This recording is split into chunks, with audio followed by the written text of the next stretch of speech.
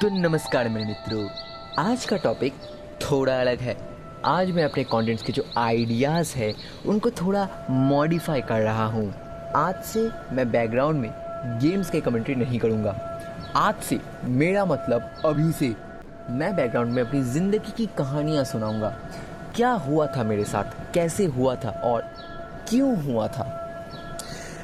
हाँ, मुझे पता है, मैं जानता हूँ कि तुम लोगों को मेरी ज़िंदगी के बकचोदिया चूतिया सुनने का कोई शौक नहीं है, फिर भी सुन लो।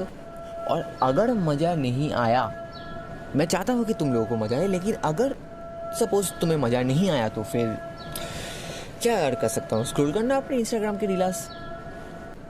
सॉरी, इंस्टाग्राम नहीं, इंस्टाग्राम के रीलास। तो आज की कहानी का जो टॉपिक है वो थोड़ा सा अलग है, कुछ ही लोग रिलेट कर पाएंगे। तो मैं आज बताऊंगा मेरी लाइफ में पहले कोचिंग का एक्सपीरियंस। तो बिना देरी के शुरू करते हैं आज का कार्यक्रम। Let's start.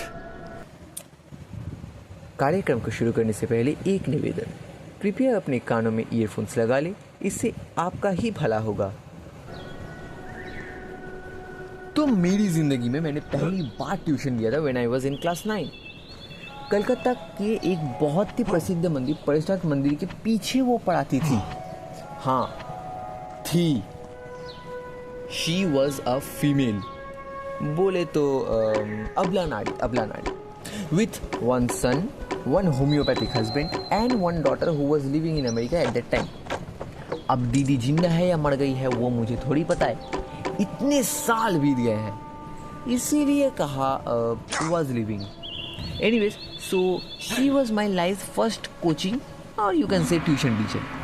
और भाई साहब, क्लास 9th में उन्होंने मेरा इतना लंबा चूतिया काटा था कि क्या बताऊं। पहली बार वो अपने आपके धन को पहले मापेंगी, मतलब आप as a guardian, as a student जब उनसे मिलने जाएंगी तो पहली बात जो वो करेंगी वो ये है कि वो आपके धन को पहले मापेंगी, उसको देखेंगी, उसको चाटेंगी, फिर तुम्हारा लड़का हुए तो और तुम्हारी अगर लड़की हुई तो एक लंबी सी रिसीट बनाएंगी। अभी धन बोले तो अरे जो बेसरकारी वालों को ज़्यादा चाहिए और सरकारी वालों को और ज़्यादा चाहिए, मतलब मनी। ये औरत जो थी पैसे की प्योर भूखी थी। भगवान ने बहुत दिया था धन, लेकिन साली को और भी चाहिए था।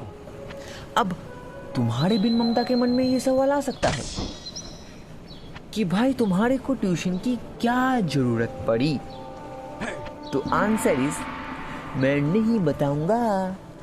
एनीवेज, तो उनका कांटेक्ट मुझे मिला था एक पोस्टर के थ्रू। पोस्टर में लिखा था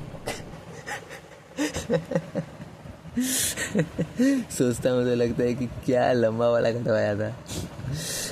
लिखा था a lady teacher cares more than a mother.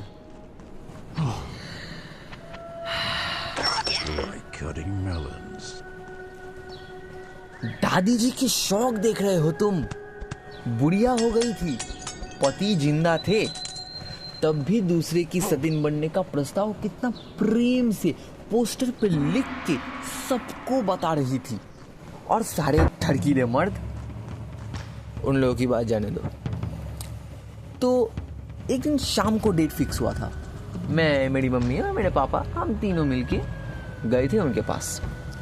घर में घुसते ही उनका पहला सवाल, विथ स्कूल। मैंने बोला ब्ला ब्ला ब्ला। स्कूल सुनते ही माइंड में उनका जो पेमेंट मीटर था वो चालू हो गया था। एट दैट टाइम वो कैलकुलेट कर रही थी, which subject do you want to read, mathematics. वापस पेमेंट मीटर चालू। अब उनके कुछ बेसिक सवाल, a plus B whole square. मैंने कहा है a square plus 2b plus B square, 2a square plus B square, a plus B whole square plus 2a minus B whole square. ठीक है, 800 रुपये per month, 2 days in a week. अब middle class family के छत पे जोर की बिजली कड़की।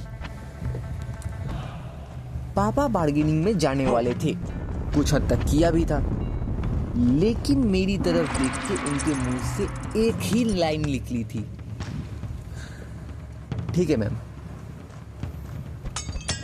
अब पापा का चेहरा देखने में बहुत बुरा लग रहा था।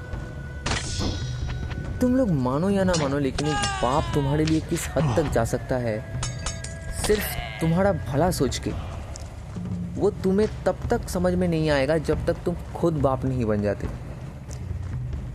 ये अंदर का घाव है जो बाप लोग तुम्हें बताते नहीं, और तुम सालों वो घाव समझते नहीं। क्या है ना, कुछ बातें तुम्हें बिन आवाज़ के सुनना पड़ता है, लेकिन वो आवाज़ सुनने के लिए काबिलियत चाहिए होती है, प्रेम चाहिए होता है। एनीवेज, अब आते हैं असली मजे पे। पहला दिन क्लास था, सुबह 7 बजे। जिंदगी में कभी भी उस सुबह उठ के पढ़ने की आदत तो थी नहीं। साला उस दिन बहनचोद इतना सुबह उठा था, मेरी आंखें लाल दिख रही थी, मानो कि मैंने सोने से पहले भोले बाबा का प्रसाद का छोटा सा निवाला फूंक के सोया था। क्लास गया, मैं था और एक लड़का था, इंग्लिश मीडियम का, पूर्वांचल विद्या मंदिर में पढ़ता था लौंडा। बाप की स्टील मिल की फैक्ट्री थी, बनारस और कलकत्ता में उसका खुद का घर था, मतलब पैसे में अंधा था वो बंदा, लेकिन दिल का बहुत साफ था। उससे मेरी अच्छी दोस्ती हो गई थी तब। जहां तक याद आ रहा है, आयुष नाम था उसका, लेकिन हमारी दोस्ती मैम को पची नहीं। क्यों, वो मैं धीरे धीरे बताऊंगा। मैम जो थी वो मतलब बिन बात के मुझे ह्यूमिलिएट करती थी कभी कभी, लेकिन मेरे लिए वो कभी कभी दिन जहर की तरह आते थे। बहुत कुछ बोलना चाहता था, लेकिन मतलब क्या करे, उम्र में कमीनी बुढ़िया थी, नियर अबाउट 56 to 60। कभी कभी कहती थी वो, don't change like a woman. कभी कभी लोग मुझे कहते हैं कि मेरी उम्र अभी भी 30-40 के आसपास है। जब मैं उन्हें बताती थी कि मेरी एज 56 है, they always got shocked। अब या तो वो बंदे, क्योंकि देखो, एक छोरी कभी भी दूसरे छोरी की खूबसूरती की तारीफ तो नहीं कर सकती, यूनिवर्सल ट्रुथ। अब तुम मानो या ना मानो, वो तुम्हारी मर्जी। अब या तो वो बंदे भोले बाबा का गांजा प्रोटीन मिक्स में मिलाकर पीते थे, या फिर बुढ़िया झूठ बोलती थी। तो मैं पढ़ता था बंगाली मीडियम स्कूल में, और इसीलिए ये कुतिया एक दिन बातों ही बातों में मुझे सुना रही थी, आजकल जो लोग फुटपाथ पे भी सोते हैं ना, वो भी अपने बच्चों को बहुत ज़्यादा अच्छे वाले इंग्लिश मीडियम स्कूल में भेजते हैं। बंगाली मीडियम स्कूल में वो पढ़ाई नहीं होती है, लेकिन ठीक है।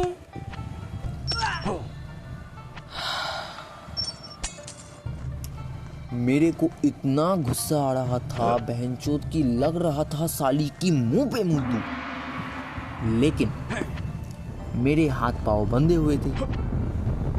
पापा को अगर डायरेक्टली नहीं बोल सकता था कि मैम ने क्या कहा था, लेकिन कहा था कि मैंने कि कोचिंग छुड़वा दो। पापा ने सिर्फ एक ही बात बोली थी, इस साल सह लो, अगले साल देखा जाएगा। अब ये मैम सिर्फ सीबीएसई और आईसीएसई वालों को ही पढ़ाती थी, क्योंकि पैसा ज्यादा मिलता था, था। अभी शायद तुम लोग अगर उस एरिया में जाओ तो शायद तुम्हें ना भी दिख सकता है, लेकिन तब वो अपने फ्लैट के सामने एक बोर्ड टांगती थी जिस पे सेम पोस्टर वाली बात रिपीटेड थी, बस एक लाइन एक्स्ट्रा एडेड था, if anyone fails then the money will return to you. मतलब सरल भाषा में कहे तो अगर तुम फेल करते हो तो वो औरत तुमको तुम्हारे पैसे वापस कर देगी। बात समझ रहे हो? स्कीम चल रहा था तब। लेकिन ये चूतियापा कितने दिन तक चलता? एक और बंदा मेरे इस बाद वहां पे एडमिट हुआ था, जिसको देख के मैम की गांड जल गई थी। डर लगने लगा कि पैसे वापस देने पड़ जाएंगे, तो उस वक्त उन्होंने बोर्ड का लिखावट ही बदल दिया। If anyone fails then free chance must be given. अब ये वाला बोर्ड जो है, शायद ये बोर्ड आज भी वहीं पर है।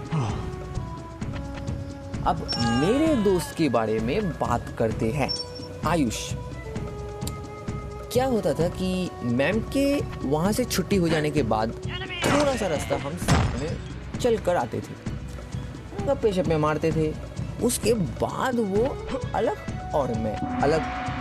मैम ने नोटिस किया था एक दिन, मतलब क्या कह सकता हूँ कि वो जो होते हैं ना रोमांटिक ठड़कीले फिल्म्स, जिसमें बॉयफ्रेंड या पति अपनी गर्लफ्रेंड या बीबी को दरवाजे के कोने में ले जाते हैं। लड़की नाटक करती है, उसे कुछ नहीं पता। उसके बाद लड़का जो करता है अपना काम। अरे प्यार, तुम क्या सोच रहे थे बे चूतिया? एनीवेज, तो उसी तरीके से एक दिन मैम ने मुझे दरवाजे के पीछे लिया।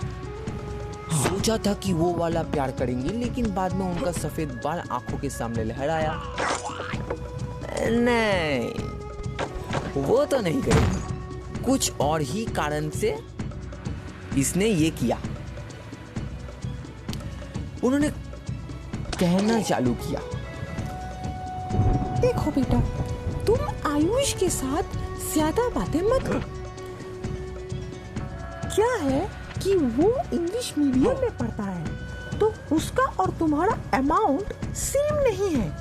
अगर उसे पता चला कि तुम्हारा इतना तनख्वाह है और उसका इतना, तो मैं बर्बाद हो जाऊंगी।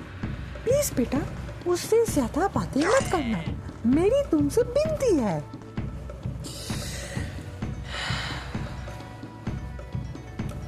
अब अगर टीचर ऐसे हो तो फिर जनरेशन कैसी हो सकती है? लेकिन तब भी मैंने इनडायरेक्टली आयुष से पूछ लिया था कि वो मैम को कितना देता है। वो भी मैम के पास सिर्फ मैथ ही पढ़ता था। तुम सोच सकते हो कि यार भाई वो शायद और ज़्यादा सब्जेक्ट्स पढ़ता था, may be math, physics, chemistry. नहीं, वो सिर्फ मैथ्स ही पढ़ता था मैम के पास। और उसकी तनख्वाह सुनोगे, 1600 rupees for 2 days in a week।